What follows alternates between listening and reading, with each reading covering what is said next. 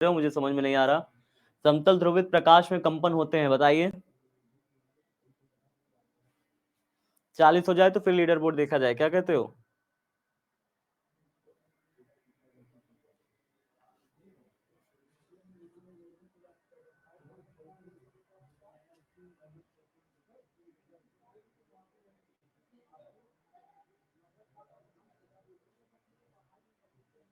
बहुत शानदार, केवल एक ही दिशा में सीमित होते हैं। ब्रूस्टर का नियम है, एन की जगह म्यू लिखा हुआ है बस, ठीक है। एग्जाम में कई बार एन की जगह म्यू लिख के आता है। बताइए क्या होगा आंसर।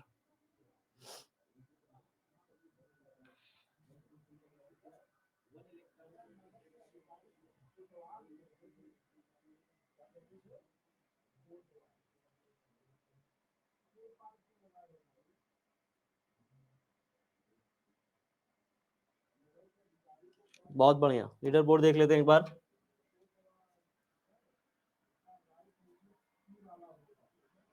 चेंज हुआ लीडर बोर्ड? नहीं, लीडर बोर्ड वैसा ही है। नीचे से प्रियांशु थोड़ा सा ऊपर आई है, इसके बाद स्वीटी दास भी ऊपर गई है, सौरभ साहू, रुखसार पद्मा, बापी यादव, संपत, अभि यादव, शिवम झा, स्टाइलिश दिलखुश सबसे ऊपर चल रहे हैं। रोशनी कुमारी आर के, सारे बहुत बढ़िया बहुत बढ़िया, सभी बच्चे बहुत बढ़िया कर रहे हैं। Next question.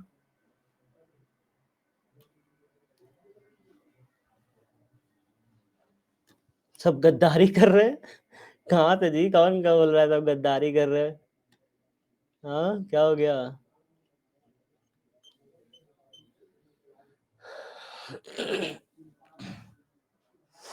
में से कौन चयनात्मक अवशोषण द्वारा समतल ध्रुवित प्रकाश देता है?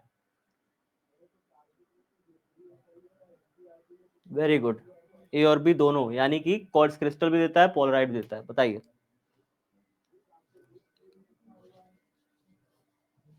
जब दो प्रकाश तरंगे व्यतिकरण करती हैं तो कुछ बिंदुओं पर अंधेरा हो जाता है, कुछ बिंदुओं पर प्रकाश ऊर्जा कहाँ चली जाती है?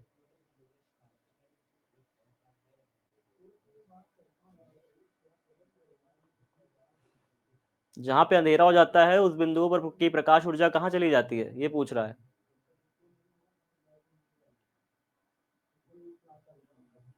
ओ, काफी बच्चों ने प्रकाश का पुनर्वितरण हो जाता है बताया, प्रकाश का विद्युत रूप में रूपांतरण हो जाता है, काफी ने बता दिया। ऊर्जा का पुनर्वितरण होता है, निश्चित ही प्रकाश ऊर्जा का पुनर्वितरण होता है, तभी व्यतिकरण होता है। लेकिन ये क्वेश्चन वो नहीं पूछ रहा था ना। अगर यही क्वेश्चन ऐसा होता, ध्यान से सुनना, अगर यही क्वेश्चन ऐसा होता कि प्रकाश के व्यतिकरण में क्या होता है, तो आपका आंसर होना चाहिए था प्रकाश ऊर्जा का पुनर्वितरण हो जाता है।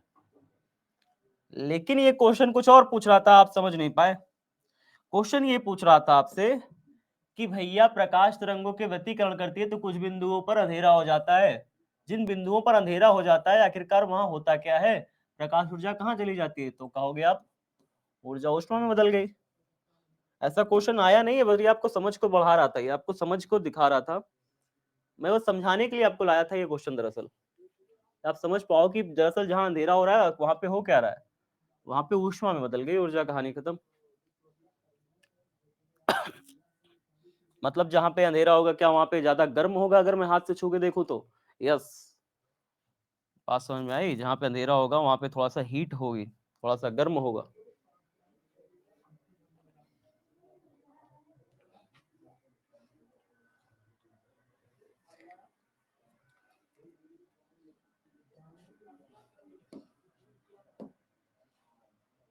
न्यू आवृत्ति वाले फोटोन के साथ संवेग जुड़ा हुआ है, प्रकाश का वेग c हो तो। अभी तो इसे पढ़ाना ही है, इसीलिए गलती करे हो इसे। फोटोन का संवेग अभी तो पढ़ाना है ना इसे। टाइपिस्ट महोदय गजब किए हैं।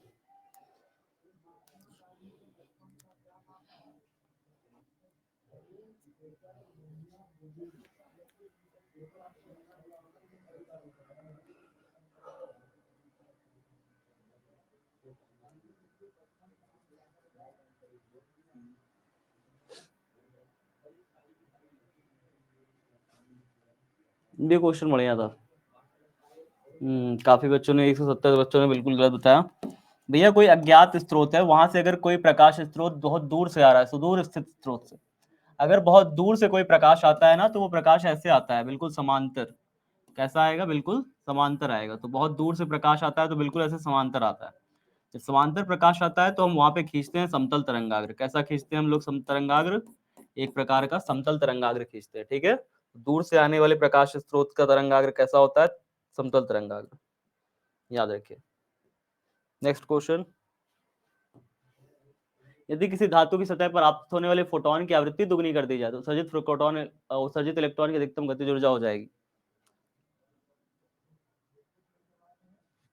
आवृत्ति को दुगना करने पर क्या हो जाएगा?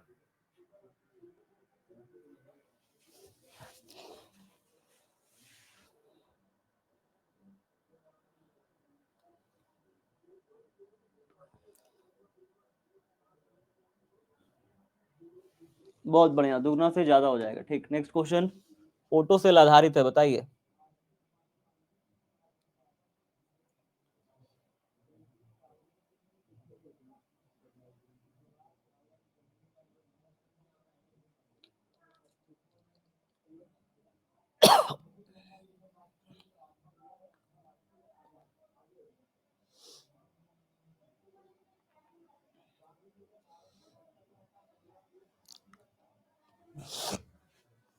बिल्कुल सही बेटा, प्रकाश विद्युत प्रभाव पर आधारित है। जब आप प्रकाश डालते हो तो फिर उससे इलेक्ट्रॉन्स बाहर निकलते हैं और वही इलेक्ट्रॉन अंततः क्या करते हैं? विद्युत धारा के प्रवाह में प्रवाह का कारण बनते हैं। इसी को कहते हैं फोटोसेल। फोटोसेल क्या होता है? जब आप बाहर से ऊर्जा देते हो तो इलेक्ट्रॉन्स बाहर निकलते हैं, और इलेक्ट्रॉन बाहर निकलते हैं धातु की सतह से, तो वो इलेक्ट्रॉन विद्युत धारा के प्रवाह के लिए हेल्पफुल होते हैं, इसी को कहते हैं फोटोसेल। यानी प्रकाश सेल। बहुत बढ़िया। अनुप्रस्थ तरंगे, प्रकाश तरंगे होती हैं अनुप्रस्थ तरंगे। अनुदैर्घ्य कैसे होने लगी भाई? अनुदैर्घ्य तो स्प्रिंग वाली होती है, जो संपीड़न और विरलन के रूप में चलती है, वो होती है अनुदैर्घ्य। अनुप्रस्थ जो साइन वक्र के अनुसार, साइन कर्व के अनुसार चलती है ना, वो अनुप्रस्थ होती है। तो प्रकाश तरंगे अनुप्रस्थ होती हैं प्यारे साथियों। अनुदैर्घ्य बताने वाले हाइगेंस थे, जिसकी वजह से पूरा सिद्धांत गलत हो गया था।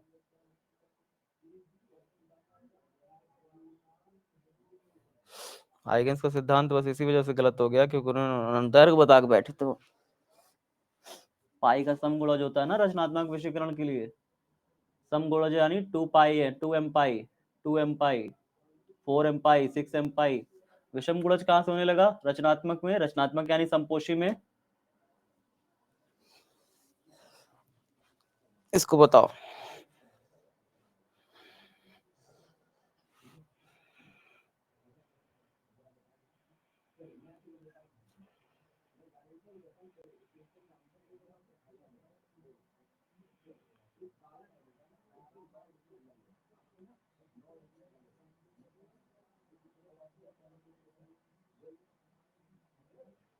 बहुत शानदार यार, क्या बात है, सही उत्तर काफी बच्चों का।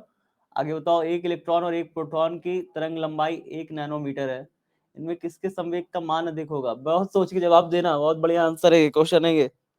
एग्जामिनर ऐसे ही तो सोच वाले आपको क्वेश्चन देता है, आपको बहुत ज्यादा सॉल्व करने वाले ऐसे वैसे नहीं। इसमें बहुविकल्पी क्वेश्चन होते हैं ना, एग्जामिनर सिर्फ आपके सोच पे आधारित देता है। आप सोचो, फट से आंसर दो।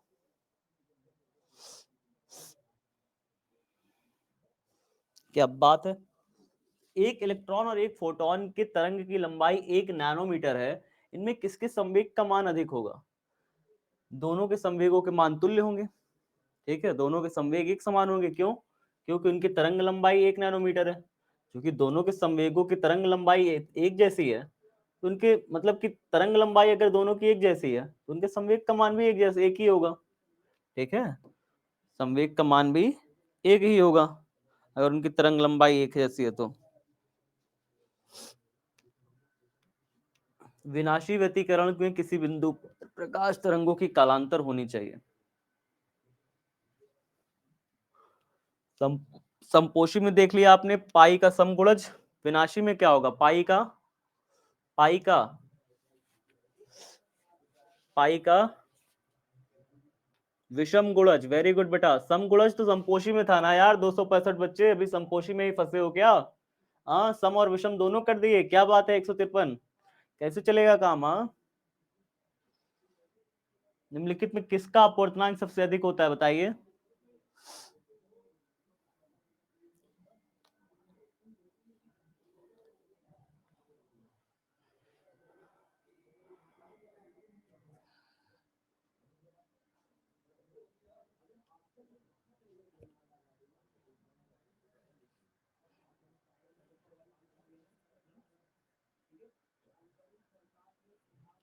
बहुत शानदार, हीरा का अपवर्तनांक काफी ज्यादा होता है। कार्यफलन आवश्यक ऊर्जा है, बताइए कौन कैसी ऊर्जा है कार्यफलन? कार्यफलन कैसी ऊर्जा है? आकृति आ गई क्या? अरे इसी से मैंने 500 उधार लिया था ना कल, मुझे आकृति दिखी भैया। इक्लेयर्स टाफी कौन घूम रहा है, इक्लेयर्स वाली? कोई इक्लेयर्स लिखा है भाई।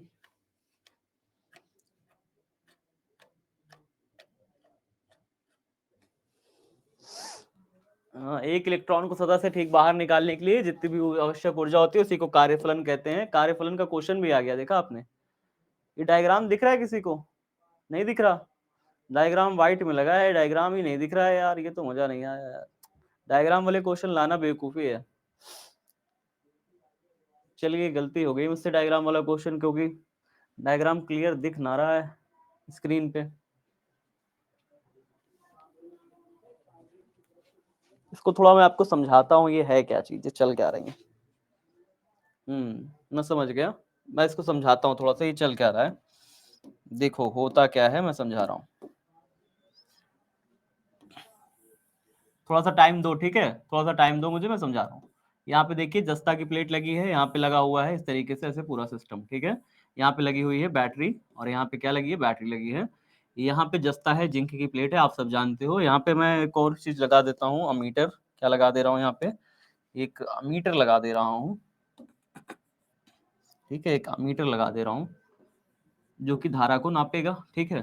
प्लस माइनस, ये हमारा एनोड है, ये हमारा एनोड है, और ये हमारा कैथोड है। अब यहाँ से अगर पराबैंगनी प्रकाश किरण डाली जाए, पराबैंगनी प्रकाश किरण डाली जाए, तो यहाँ से इलेक्ट्रॉन्स निकलने लगेंगे, यहाँ से इलेक्ट्रॉन्स निकलने लगेंगे, यहाँ पे पहुंच जाएंगे। अब अगर आप पराबैंगनी यहाँ पे जो तरंगे डाल रहे हो ना, यहाँ पे जो तरंगे डाल रहे हो, अगर इन तरंगों की ऊर्जा जो मतलब आवृत्ति जो है न्यू हो, तो ये कितनी ऊर्जा लेकर के आएंगी? ये ऊर्जा लेके आएंगे ई बराबर एच न्यू। जो आप तरंगे डाल रहे हो, अगर इन तरंगों की आवृत्ति न्यू है तो ई बराबर एच न्यू ऊर्जा लेकर के आएंगी, और ई बराबर एच न्यू ऊर्जा इसको दी है, तो एच न्यू ऊर्जा इसको मिली है जस्ता की प्लेट को, तब जाके इससे इलेक्ट्रॉन बाहर निकला है। ठीक है, समझ गए सर?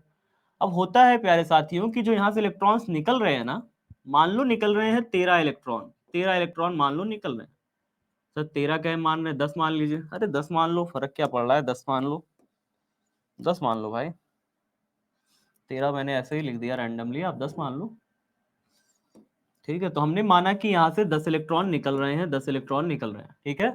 अब अगर आप यहाँ से एच न्यू जो का मान है, आप मान लीजिए एच न्यू का मान है 4 इलेक्ट्रॉन वोल्ट का मान है, 4 इलेक्ट्रॉन वोल्ट ऊर्जा मैंने दी, 4 इलेक्ट्रॉन वोल्ट ऊर्जा दी, जिससे कारण यहाँ से कितना निकला इलेक्ट्रॉन? 10 इलेक्ट्रॉन बाहर निकला। 4 इलेक्ट्रॉन वोल्ट की ऊर्जा दी, 10 इलेक्ट्रॉन निकला। अच्छा, अगर मैं यहाँ पे 5 इलेक्ट्रॉन वोल्ट की ऊर्जा दूं तो क्या होगा? क्या यहाँ से 12 इलेक्ट्रॉन निकलेगा? नहीं। अगर यहाँ पे मैं 6 इलेक्ट्रॉन वोल्ट की ऊर्जा दूं बाहर से, तो क्या यहाँ से 14 इलेक्ट्रॉन निकलेगा? नहीं, 10 के 10 ही निकलेंगे। लेकिन अब ये जो 10 निकल रहे हैं ना, इनकी ताकत बढ़ जाएगी, इनकी गतिज ऊर्जा बढ़ जाएगी, ये जल्दी से पहुंच जाएंगे दूसरे वाले के पास, दूसरे वाले प्लेट के पास। निकलेंगे 10 ही, लेकिन ज्यादा गतिज ऊर्जा के साथ निकलेंगे, इनकी गतिज ऊर्जा में वृद्धि हो जाएगी। तो जो निरोधी विभव होता है ना प्यारे साथियों, निरोधी विभव समझ रहे हो? निरोधी विभव क्या होता है? निरोधी विभव मतलब होता है एनोड को दिया गया वह न्यूनतम ऋणात्मक विभव जब हमारे परिपथ में धारा बहनी शून्य हो जाए। अब अगर तुम यहां पे 4 दे रहे थे, 4 दे रहे थे, तो धारा आके शून्य हो जा रही थी, एक जगह पे, एक जगह पे आके धारा बहना बंद हो जा रही थी, ठीक है? या फिर तुम ऐसे समझ लो, छोड़ो धारा को, छोड़ो, आप संतृप्त धारा के कंसेप्ट पे आओ, संतृप्त धारा के कंसेप्ट पे आओ। मान लो हम एनोड को दे रहे हैं, धन विभव ही दिए जा रहे हैं, धन विभव ही दिए जा रहे हैं, अपने दिमाग से इसे सोचो, एनोड को हम धन विभव दिए जा रहे हैं, धन विभव। हाईली पोटेंशियल दिए जा रहे हैं। जब मैंने 4 इलेक्ट्रॉन वोल्ट इसे दिया तो फिर इसने क्या किया, 10 के 10 इलेक्ट्रॉन को खींच लिया, 10 के 10 इलेक्ट्रॉन को खींच लिया। 4 इलेक्ट्रॉन मतलब 4 इलेक्ट्रॉन वोल्ट दिया, जिसके कारण 10 के 10 इलेक्ट्रॉन को खींच लिया और एक संतृप्त धारा की पोजीशन को इसने प्राप्त कर लिया ऐसे करके। ये संतृप्त धारा की पोजीशन है, ठीक है, 4 इलेक्ट्रॉन वोल्ट की ऊर्जा पर। अब अगर मैं इसे 5 इलेक्ट्रॉन वोल्ट की ऊर्जा पर दूंगा तो फिर क्या होगा, 5 इलेक्ट्रॉन वोल्ट की ऊर्जा दूंगा तो क्या धारा का मान बढ़ेगा, यहाँ पे धारा का मान बढ़ेगा क्या, नहीं बढ़ेगा। क्यों नहीं बढ़ेगा धारा का मान, 5 इलेक्ट्रॉन वोल्ट देने पे भी धारा का मान नहीं बढ़ने वाला। क्यों सर नहीं बढ़ने वाला, इसलिए नहीं बढ़ने वाला क्योंकि भैया संतृप्त धारा पे तो ये 10 संतृप्त धारा का मतलब ही होता है कि 10 के 10 इलेक्ट्रॉन जो यहाँ से निकल रहे हैं वो यहाँ पहुंच जा रहे हैं आराम से।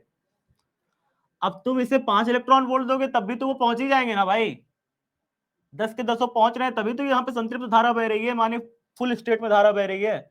4 इलेक्ट्रॉन वोल्ट पे भी वो फुल स्टेट में धारा बह रही थी, 5 इलेक्ट्रॉन वोल्ट की ऊर्जा दे दोगे तब भी फुल स्टेट में ही धारा बहेगी, 6 इलेक्ट्रॉन वोल्ट की ऊर्जा दोगे तब भी फुल स्टेट में धारा बहेगी। तो धारा तो फुल स्टेट में बहेगी, तो यहाँ पे कुछ ऐसा ही है, सबकी सब जाकर के संतृप्त धारा ऐसे ही मिल जा रही है, लेकिन निरोधी वोल्टता सबकी कम ज्यादा होगी, इसलिए यहाँ पे न्यू थ्री जो है ऐसा होगा न्यू टू फिर न्यू वन, ठीक है, न्यू वन सबसे छोटा, न्यू टू उससे बड़ा, न्यू थ्री उससे बड़ा। आप ऐसे भी समझ सकते हो इस ग्राफ में जो है ना, ऐसे सबसे बेहतर तरीका ऐसे समझो, यहाँ पे सबसे पहले कौन है, बाद में कौन है, उसके बाद कौन है, ठीक है, जो सबसे पीछे है वो बड़ा, फिर उससे छोटा, फिर उससे छोटा, इस तरीके से रैंडम क्रम है, जीरो पे चले गए, यहाँ पे जीरो पे आ गए, ऐसे समझ लो, समझना हो तो, ठीक है। तो nu three, nu two, nu one, और निरोधी विभव का भी कंसेप्ट फिर से क्लास में हम इसको समझाएंगे, परेशान मत होना। सब में समझाया है, हुंकार में समझाया था, सब में समझाया था।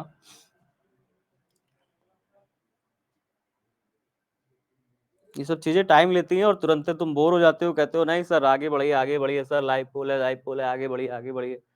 ऐसे थोड़ी ना चीजें को समझोगे नहीं तो फिर करोगे कैसे।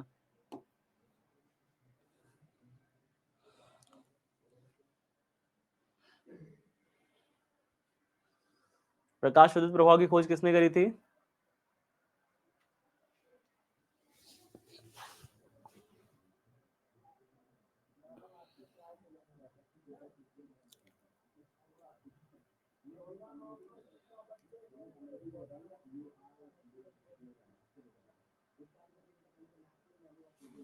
हर्ट्ज ने करी थी। आइंस्टीन कब करे थे भाई, आइंस्टीन कब करे थे, क्लास में बताए थे फिर भी भूल गए। डेविसन जर्मर प्रयोग से इलेक्ट्रॉन की जिस प्रकृति का सत्यापन हुआ था, याद करो, डेविसन जर्मर बहुत पहले जिंदगी में पढ़ाया था। कौन कौन डेविसन जर्मर को जानता है प्रयोग को, जिसमें इलेक्ट्रॉन ऐसा व्यवहार करता है कि जैसे वो इलेक्ट्रॉन ही ना हो, है ना, इलेक्ट्रॉन अजीब तरीके से व्यवहार करता है, कभी कभी ध्यान से देखो तो लगता है कण है, ध्यान से ना देखो तो लगता है तरंग है ना। तो यहाँ पे इलेक्ट्रॉन तरंग प्रकृति के जैसा व्यवहार करता है बेटा, इसको नोट कर लो, क्वेश्चन को हो सकता है एग्जाम में आपके आ जाए, कभी आया नहीं है लेकिन नोट कर लो यार, एग्जामिनर का कोई भरोसा नहीं होता। तो बढ़िया क्वेश्चन है। नेक्स्ट क्वेश्चन, चित्र दिख रहा है सबको, विवर्तन प्रतिरूप है ये, विवर्तन प्रतिरूप कैसा बन रहा है बताओ, विवर्तन प्रतिरूप कैसा बन रहा है आप बताओ, सोच के बताओ, इसमें विवर्तन प्रतिरूप वाला कौन सा सही होना चाहिए, कैसा देखे थे आप विवर्तन प्रतिरूप, कौन सा ग्राफ विवर्तन को दर्शा रहा है, अब बताओ, विवर्तन को कौन सा ग्राफ दर्शा रहा है, वेरी गुड बेटा, बी नंबर दर्शा रहा है। नेक्स्ट क्वेश्चन, तांबे का कार्यफलन होता है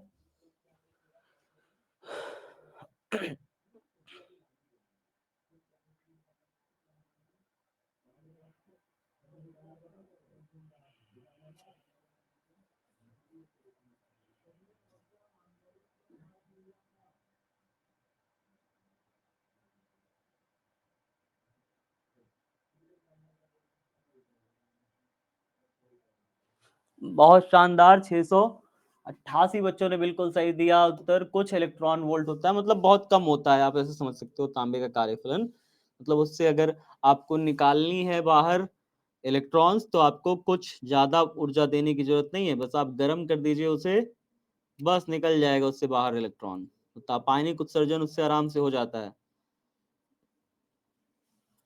यदि नीले रंग के लिए प्रकाश फोटोन की ऊर्जा E1 हो और पीले रंग के लिए प्रकाश फोटोन की ऊर्जा E2 हो तो सही क्या होगा?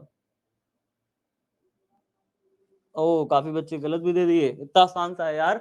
देखो आसान क्या है, मैं बताता हूँ भैया। नीले रंग के लिए ज्यादा होगा तरंग दैर्घ्य कि पीले रंग के लिए ज्यादा होगा? तरंग दैर्घ्य का क्रम जानते हो ना क्या होता है? VIB/GYOR। सबसे ज्यादा तरंग दैर्घ्य लाल रंग का है, ठीक है। उससे ज्यादा, उससे फिर जब ज्यादा ज्यादा ज्यादा ज्यादा पीला आया, ठीक है। तो पीले रंग का ज्यादा होगा तरंग क्या ज्यादा होगा? तरंग दैर्घ्य ज्यादा होगा। नीले रंग का ब्लू आ गया, नीला, ब्लू मीन्स नीला, तो इसका तरंग दैर्घ्य कम है, इसका तरंग दैर्घ्य ज्यादा है। क्रम में ऐसे ही, ऐसे यही क्रम है। सबसे कम तरंग दैर्घ्य से स्टार्ट होता है, 3500 एंगस्ट्रॉम से स्टार्ट होता है। किताबों में कहीं कहीं 4000 लिखा रहता है, 4500 लिखा रहता है, ठीक है। तो 3500 से स्टार्ट होकर 7500 एंगस्ट्रॉम तक ये चीजें जाती हैं। हम लोगों ने बचपन में 3500 एंगस्ट्रॉम पढ़ा था किताबों में। हाई स्कूल में पढ़ाया जाता है यार, बचपन में हाई स्कूल में हम लोगों ने पढ़ा था 3500 एंगस्ट्रॉम। बाद में मैं बहुत सारे बच्चों को पढ़ाता रहा, CBSE ICSE दुनिया भर के जितने भी बोर्ड मैंने पढ़ा डाले, कहीं में लिखा है 4000 एंगस्ट्रॉम, कहीं 4500 एंगस्ट्रॉम। खुद है वैज्ञानिक लोग कंफ्यूज रहते हैं कि तबिया बनाने वाले, दिक्कत ये रहती है।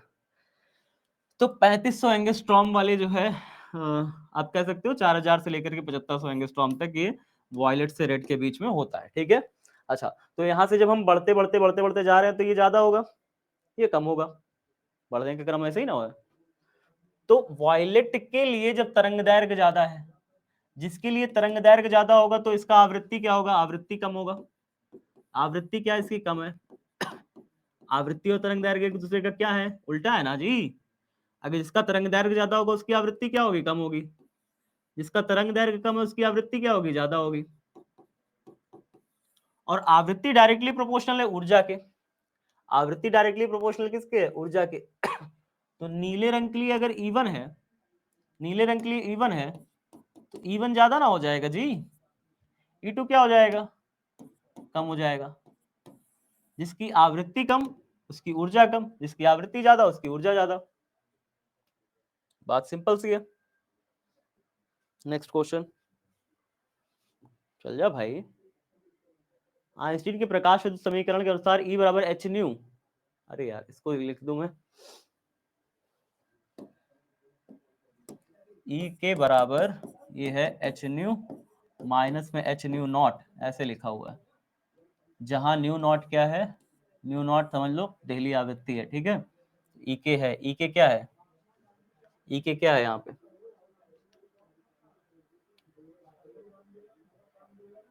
ई के क्या है भाई? उत्सर्जित इलेक्ट्रॉनों की अधिकतम गतिज ऊर्जा ना है, समस्त उत्सर्जित इलेक्ट्रॉनों की गतिज ऊर्जा। अच्छा अच्छा अच्छा अच्छा, कंफ्यूज हो गए क्या? ओ, क्वेश्चन ही ऐसे लिखा हुआ है, क्वेश्चन ही ऐसे लिखा हुआ है भाई। लिखा हुआ है समस्त उत्सर्जित इलेक्ट्रॉन, उत्सर्जित इलेक्ट्रॉन की अधिकतम गतिज ऊर्जा। कोई नहीं, होता है कभी कभी। आपसे याद रखना क्या होगा इसका सही आंसर, ठीक है। परेशान बिल्कुल मत होना, अब जान लो ऐसे क्वेश्चन कंफ्यूजिंग हो सकते हैं। नेक्स्ट क्वेश्चन बताइए, प्रकाश फोटोन की ऊर्जा क्या होती है? एक प्रकाश फोटोन की ऊर्जा क्या होगी? एक प्रकाश फोटोन की ऊर्जा क्या होगी?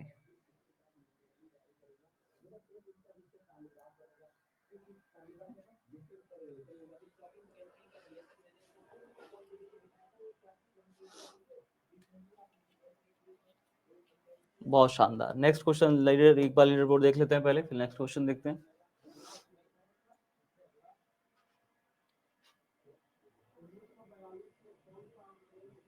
स्टाइलिश दिलखुश सबसे पहले नंबर पे, फिर प्रियांशु कुमार है, फिर सौरभ साहू हैं, शिवम झा, रोशनी कुमारी, रुखसार फातिमा, संपत कुमार, मिस्टर अभि यादव, सुशील यादव और मिस्टर नीरज। इतने सारे बच्चे लीडर बोर्ड पे टॉप कर रहे हैं, बहुत बढ़िया। नेक्स्ट क्वेश्चन देखिए, उत्सर्जित फोटो इलेक्ट्रॉनों की ऊर्जा निर्भर करती है, जो इलेक्ट्रॉन निकल रहे हैं उनकी ऊर्जा किस पर निर्भर करेगी? कल कराया था ना क्लास में क्वेश्चन।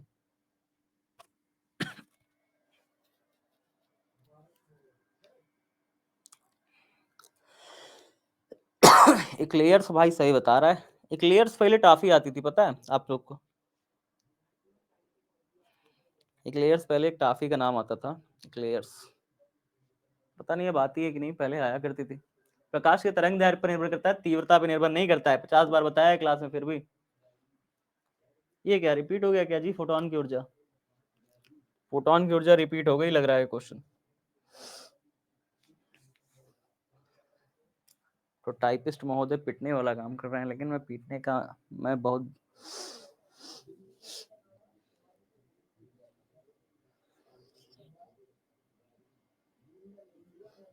टाइपिस्ट महोदय को क्लियर ट्रॉफी दी जाए।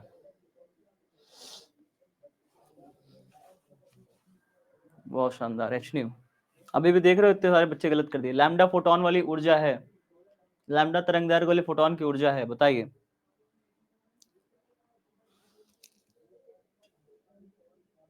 ध्यान से, गलती नहीं होनी चाहिए, ध्यान से कराया है क्लास में, गलत नहीं होना चाहिए। श्रुति ऋषि जयप्रकाश बिल्कुल सही होना चाहिए, ठीक है।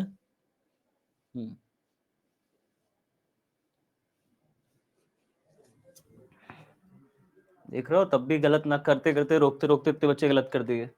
नेक्स्ट क्वेश्चन, इनमें कौन अनाविष्ट है? अनाविष्ट माने जो नष्ट नहीं हो सकता, ठीक है। इसको आप तोड़ नहीं सकते, कुछ नहीं कर सकते, इसका कुछ आप कर ही नहीं सकते। जो दिखाइए ना पड़ता हो, उसका आप क्या ही करोगे? जो द्रव्य रूप में है ही नहीं है। फोटोन, बिल्कुल सही। फोटोन द्रव्य रूप में है ही नहीं है, तुम्हारे सामने नहीं है, तुम्हें दिखेगा नहीं। फोटोन तो एक कल्पना है, फोटोन ऊर्जा का बंडल है, वो सिर्फ कल्पना है, ठीक है। फोटोन जैसी कोई चीज रियल में है भी नहीं है, एक साइंटिस्ट के दिमाग में आया, उसने कहा फोटोन फोटोन, चिल्ला दिया दुनिया को। बात समझ में आ रही है? तो फोटोन तो दिखता भी नहीं है, फोटोन का संवेग है, बताइए।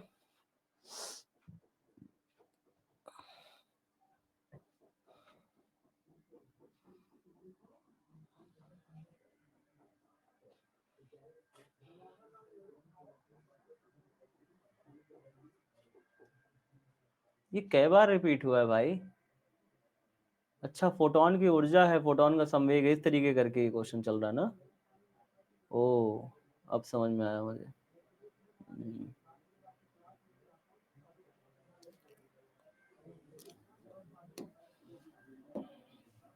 देखो फोटोन का संवेग है, क्या होता है। आइंस्टीन ने कहा था ऊर्जा का फॉर्मूला E बराबर mc² होता है, जबकि फोटोन की ऊर्जा का फॉर्मूला होता है h न्यू। दोनों को अगर मैं बराबर कर दूं, E और E को, तो ये आता है mc² बराबर h न्यू, ठीक है। अब यहाँ से अगर मैं m इंटू सी की वैल्यू निकालूं, m इंटू सी कर दूं इसे, h न्यू, तो एम सी बराबर कितना हो जाएगा? एक सी गुणा में इधर आएगा, भाग में चला जाएगा, एच न्यू अपॉन में सी। एम इंटू सी द्रव्यमान गुणे वेग हो गया, और द्रव्यमान गुणे वेग होता है, यही होता है संवेग। द्रव्यमान गुणे वेग ही क्या होगा? संवेग होगा, एच न्यू अपॉन में सी। कौन सा ऑप्शन सही है? एच न्यू अपॉन में सी। बात समझ में आई? द्रव्यमान गुणे वेग क्या होता है? द्रव्यमान गुणे वेग संवेग होता है, ठीक है। संवेग बराबर होता है द्रव्यमान गुणे वेग। यानी यहाँ से सी स्क्वायर के एक सी तोड़ दिया और एक सी को नीचे भेज दिया, एच न्यू अपॉन में सी। यहाँ से आप वैसे भी निकाल सकते हो, ठीक है। लैम्डा बराबर न्यू बराबर कितना होता है? सी अपॉन में लैम्डा होता है,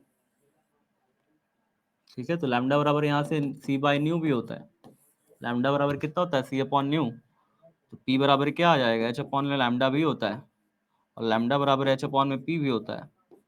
ऐसे भी होता है, ये फॉर्मूला करा चुका हूँ। ये होता है जो भी फोटोन होगा उसका तरंगदैर्घ्य अगर निकालने के लिए कहा जाए, तो इसका तरंगदैर्घ्य का फॉर्मूला होता है लैम्डा बराबर एच अपॉन पी, संवेग के पदों में, संवेग के पदों में सूत्र है ये। नेक्स्ट क्वेश्चन, प्लांक नियतांक की विमा बताइए। फॉर्मूला याद है? मात्रक याद है? मात्रक याद होगा, विमा निकाल लोगे फट से। मात्रक याद होगा तो विमा निकाल लोगे फट से।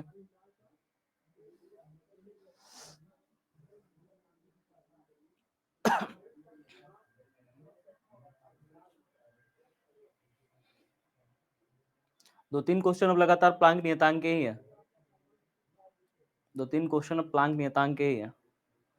गलत कर दियो 200 बच्चे। देखिए प्लांक नियतांक जो एच होता है, इसका मान 6.6 2 × 10⁻34 जूल सेकेंड। प्लांक कांस्टेंट सब कुछ बता चुका हूँ। जूल सेकेंड, जो जूल होता है कार्य का मात्रक होता है और कार्य की विमा होती है ml/t-2।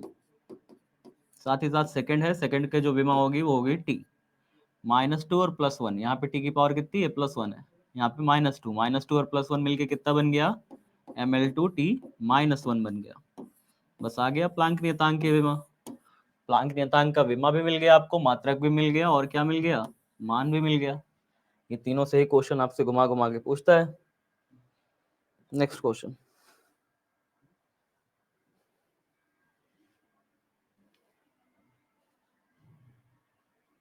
प्लांक नियतांक का SI मात्रक क्या होता है? C होता है। C है। मारेंगे एक हाथ खींच के ना, घर जब घूम के गिरोगे 2 घंटे, 2 बार घूमोगे पहले, फिर उसके बाद जमीन में गिरोगे।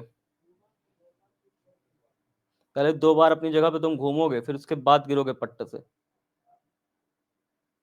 कौन बच्चा सी बता रहा है? अभी अभी बताया जूल सेकंड होता है, फिर भी सी बता रहे हैं, जूल प्रति सेकंड। यहाँ -1 नहीं दिख रहा है, ये जूल प्रति सेकंड को दर्शा रहा है। जूल प्रति सेकंड दे देगा, जूल सेकंड मार के चले आना है।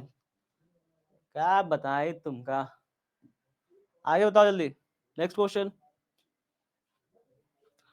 अरे मैं गुस्सा नहीं करता तुम लोग से, ये मत समझना सौरभ भैया गुस्सा आ गया। अरे सौरभ भैया प्यार है यार, प्यार करता हूँ तुमसे मैं।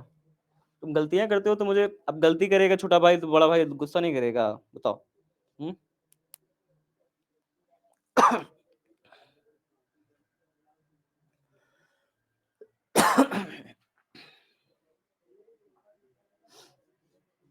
वेरी गुड बेटा, -34 जूल सेकंड, क्या बात है। यहाँ में 6.63 लिखा है, दरअसल अभी भी वैज्ञानिक कंफ्यूज रहते हैं। 6.62 है, 6.63 है। यही सब में दुनियादारी चलती रहती है इन लोग की। पॉइंट पॉइंट का खेल है, दशमलव दशमलव का। उतना परेशान ना होकर, 6.62 है कि 6.63 है, ठीक है। एक्स किरणें बनी है, किससे बनी है एक्स किरणें?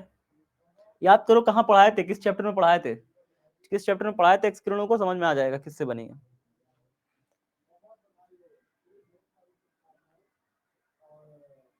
अरे विद्युत चुंबकीय विकिरण में ना पढ़ाए थे, विद्युत चुंबकीय तरंगे होती हैं एक्स किरणें।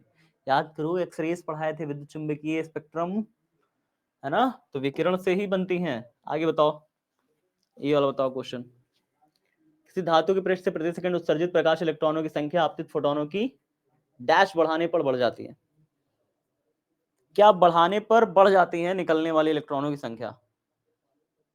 क्या बढ़ाया जाए कि निकलने वाले इलेक्ट्रॉनों की संख्या बढ़ जाए?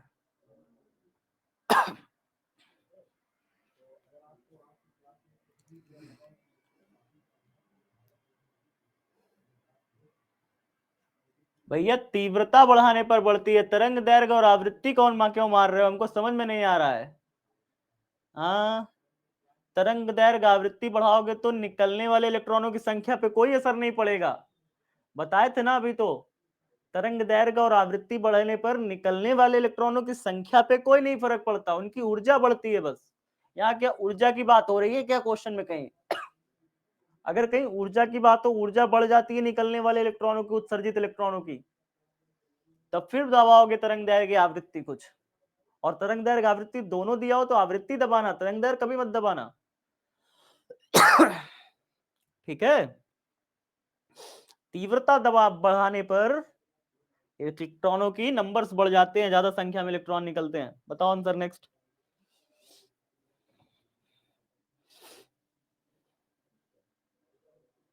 खुशबू बहन परेशान क्यों हो रही हो? खुशबू कह रही है यहाँ एक कुत्ता आ गया है। खुशबू एक नहीं है।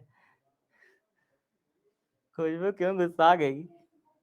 गुस्सा चल रही है खुशबू।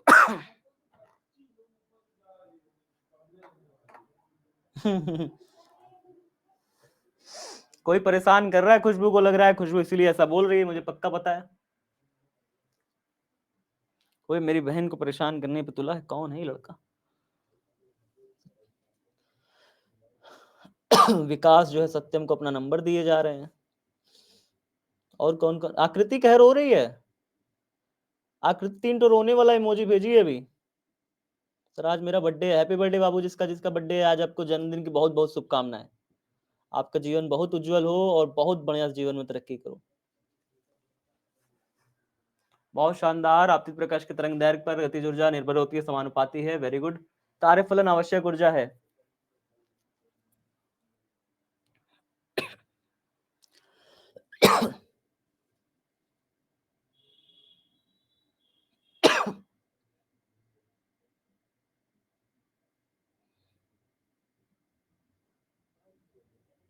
गेस्ट पेपर में लाऊंगा मैं, मारे मॉडल पेपर तुम इतना कर लोगे, साल भर पढ़ाई किए हो, मैं गेस्ट पेपर भी लाऊंगा।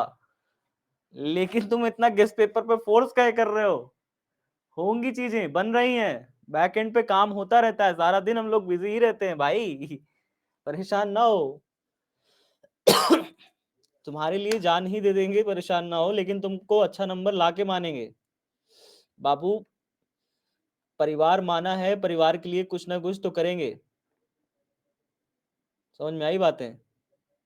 परिवार का साथ दुख सुख हर परिस्थिति में साथ रहा जाता है, यही है असली परिवार।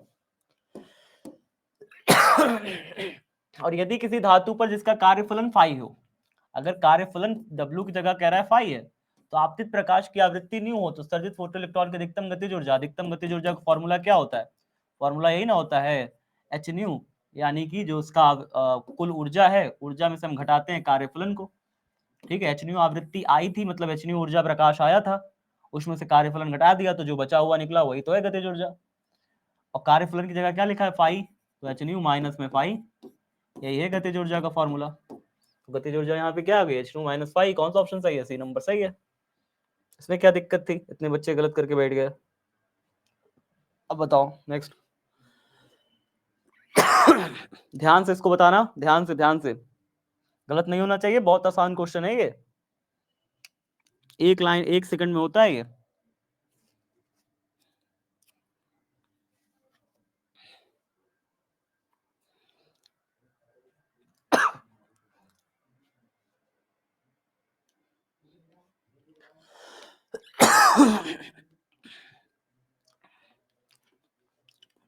काफी बच्चों ने गलत क्यों कर दिया भाई? इतना आसान क्वेश्चन कह रहा है आने वाले फोटोन की ऊर्जा बताओ कितनी है। कह रहा है कार्यफलन 2.1 है, W जो है 2.1 इलेक्ट्रॉन वोल्ट है। उत्सर्जित इलेक्ट्रॉन की ऊर्जा जो है, जो इलेक्ट्रॉन निकल रहे हैं वो कितने ऊर्जा से निकल रहे हैं? वो निकल रहे हैं 0.9 इलेक्ट्रॉन वोल्ट से। तो इलेक्ट्रॉनों के पास रही कितनी ऊर्जा होगी? कितनी ऊर्जा बाहर से मिली होगी? इतना उन्होंने पैसा इधर दे दिया, इतना पैसा इधर दे दिया, तो टोटल उनके पास रहा कितना पैसा होगा? कितना मिला होगा पैसा? तो टोटल अगर निकालोगे, कुल ऊर्जा निकालोगे इनके पास कितनी थी, तो 2.1 प्लस में 0.9 कितना हो गया? 3 इलेक्ट्रॉन वोल्ट की कुल ऊर्जा वो उनको मिल ही रही होगी बाहर से, तभी तो इतना इधर दिए, कार्यफलन में दिए, इतना गतिज ऊर्जा के रूप में लेके चल रहे हैं। टोटल 3 इलेक्ट्रॉन वोल्ट की ऊर्जा उन्हें मिल ही रही होगी बाहर से।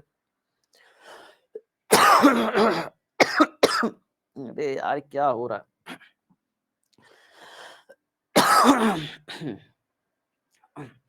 देख किस धातु का कार्यफलन है? न्यूनतम कार्यफलन है। हाँ याद रखना यार, इसमें दो तरीके से क्वेश्चन पूछता है। सोडियम का कार्यफलन है, किस धातु का न्यूनतम कार्यफलन है। ठीक है, दो तरीके से सोडियम का कार्यफलन भी पूछता है आपसे, एग्जाम में पूछा हुआ है ना। तो सोडियम का आपसे कार्यफलन भी पूछ लेता है, और पूछता है ऐसे भी कि धातु का न्यूनतम कार्यफलन है, तो आपका आंसर होगा सोडियम। ठीक है, कल आपको मैंने बताया था ना सोडियम का कार्यफलन।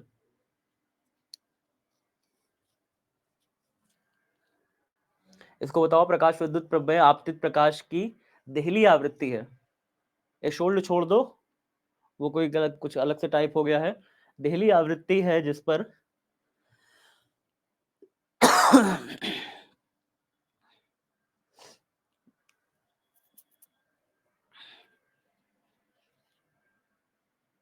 प्रकाश इलेक्ट्रॉन का वेग महत्तम होता है। जब तुम देहली आवृत्ति दोगे प्रकाश का, तो प्रकाश इलेक्ट्रॉन का वेग महत्तम कैसे होगा? कैसे होगा? सिर्फ प्रकाश इलेक्ट्रॉन निकलेंगे बाहर। देहली आवृत्ति देने पर इलेक्ट्रॉन सिर्फ धातु की सतह से बाहर निकल के आते हैं। क्या समझे दया? बताया है फिर भी। Next question.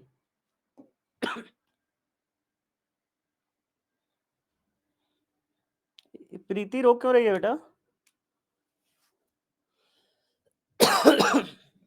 पंकज यादव, मेरा नाम लीडर बोर्ड में नहीं आ रहा है। रचना क्या हो गया? अरे बेटा बहुत लोग का नाम नहीं आ रहा है, लेकिन परेशान होने की बात थोड़ी है। आप सही उत्तर दे रहे हो ना, आपको पता है ना, तो एग्जाम में बस आपका डंका बजने वाला है। अगर आपको आ रही है चीजें, समझ में आ रही हैं, आप सही उत्तर दे रहे हो, आपको पता है कि मेरे एक दो ही गलत हैं, बाकी सब मैं सही दे रहा हूं, तो परेशान होने की बिल्कुल बात ही नहीं है। लीडर बोर्ड में आना ना आना is a part of life, वो तो आपकी जिंदगी का एक पार्ट है। लेकिन आप अगर सही उत्तर दे रहे हो तो आप बोर्ड में निश्चित ही अच्छा करोगे, लिख के रख लो मेरे से। ठीक है, तो परेशान नहीं होना है, खुद पे कॉन्फिडेंस रखना है, विश्वास रखना है। यू आर द हीरो, आप सफल होगे। ठीक है, यहाँ पे लीडर बोर्ड में आना ना आना वो सब पार्ट ऑफ लाइफ है। इसको सॉल्व करो यार, सॉल्व करो इसको। मैंने टाइम भी बढ़ाया है, इसमें 25 से मैंने 40 सेकंड किया, टाइम बढ़ाया है। सॉल्व करो इसे। डेली तरंग दैर्घ्य निकालनी है, कार्यफलन दिया हुआ है, निकालो।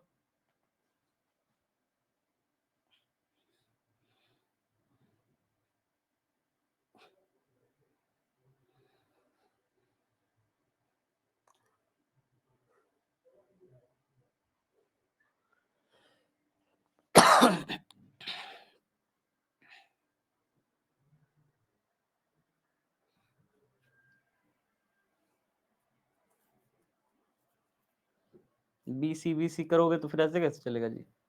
हाँ, अपनी सॉल्व, आपने जिन बच्चों ने सॉल्व किया उन्होंने बता दिया, बाकी 4 एंगस्ट्रॉम सब बताते रह गए। ऐसे कैसे? देखो, कार्यफलन दिया है, वर्क फंक्शन दिया है, एच न्यू फॉर्मूला होता है, बराबर कितना दिया है 2.8 इलेक्ट्रॉन वोल्ट है। इलेक्ट्रॉन वोल्ट को सॉल्व करोगे तो 1.6 इंटू 10⁻⁻19 जूल में कन्वर्ट हो गया। एच न्यू, न्यू की जगह हम रख सकते हैं सी अपॉन में लैम्डा। एच का फॉर्मूला एच का मान जानते हो 6.6 इंटू 10⁻⁻34। सी का मान जानते हो 3 × 10⁸ बटे में लैम्डा। लैम्डा उधर चला जाएगा तो ये सब पूरा इधर भाग में आ जाएगा। 2.8 इंटू 1.6 इंटू 10⁻⁻19 बराबर लैम्डा उधर चला गया, लैम्डा ऐसे। ये सब चीजें उधर से इधर आ गई भागे में, और लैम्डा उसकी जगह पे चला गया। क्योंकि हमें चाहिए था देहली तरंग दैर्घ्य।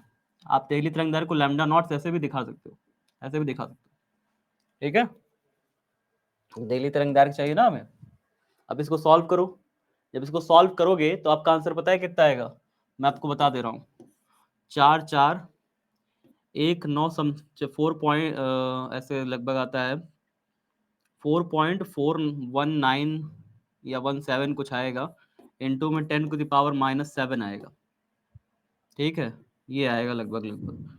जब आप दशमलव को 3 बार पीछे खसकाओगे तो ये -7 से -10 हो जाएगा, -10 हो जाएगा। और -10 को तो एंगस्ट्रॉम कहते हैं, आपको पता है। 4417 समथिंग कुछ आता है इसका आंसर। लेकिन अगर मैं चारों ऑप्शन में देखूं तो चारों ऑप्शन में सबसे निकटतम, इस आंसर के निकटतम मान कौन सा है? ये वाला ज्यादा पास में, ये वाला ज्यादा पास में? 4433, ये वाला ज्यादा पास में है ना, रियल मान के। तो कई कई बार फिजिक्स में आपको एग्जैक्ट आंसर मैच नहीं आएगा, आपको कंफ्यूज नहीं होना है, आपको देखना है कौन सा आंसर मेरा ज्यादा निकट है मेरे इस आंसर के। मैं ये सिखाना चाह रहा था इस क्वेश्चन, मैं चाहता, मैंने इसे सॉल्व किया था, मैं चाहता तो मैं एकदम रियल एग्जैक्ट मान यहाँ पे रख देता, लेकिन उसका कोई मतलब नहीं निकलता। मैं दिखाना चाह रहा था, मैं सिखाना चाह रहा था कि अगर यहाँ पे एग्जैक्ट मान नहीं भी आए इसको सॉल्व करने पे, आपको क्या करना है, निकटतम मान देखना है कौन सा निकट है। तो निकटतम मान पे आपको सही टिक मार देना है। ठीक है, एग्जाम टाइम आपको काम देगा ये चीज, याद रखिएगा। फिलहाल देख लेते हैं आज के लीडर बोर्ड को। स्टाइलिश दिलखुश वैसे सबसे ऊपर चल रहे थे शुरू से, क्या स्थिति बनती है देखा जाए। स्टाइलिश दिलखुश, तो स्टाइलिश दिलखुश जो है आज के टॉपर रहे हैं। दिलखुश के लिए एक बार हो जाए तालियां। और